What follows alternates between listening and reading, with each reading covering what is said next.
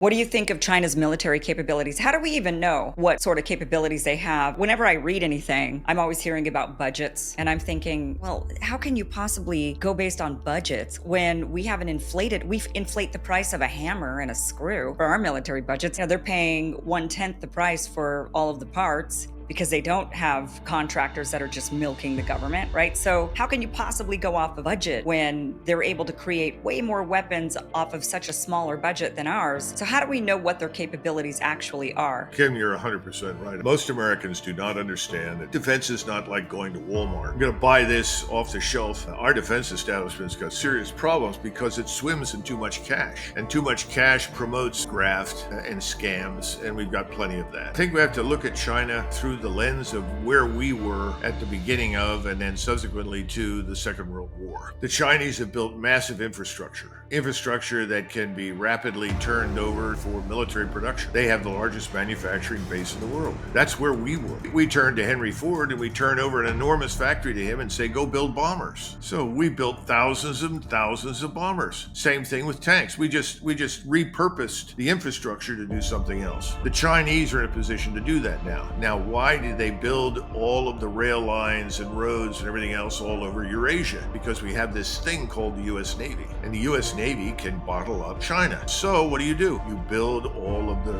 rail and road connectivity. We've already seen the first train come from China all the way to Iran, to Tehran, and offload material, commercial goods. It's just the beginning. So they'll be insulated from our maritime threat. No one should have any doubts that if the Chinese become embroiled in a war with us, that the Russians will not join them. They will, and vice versa. We need to understand that.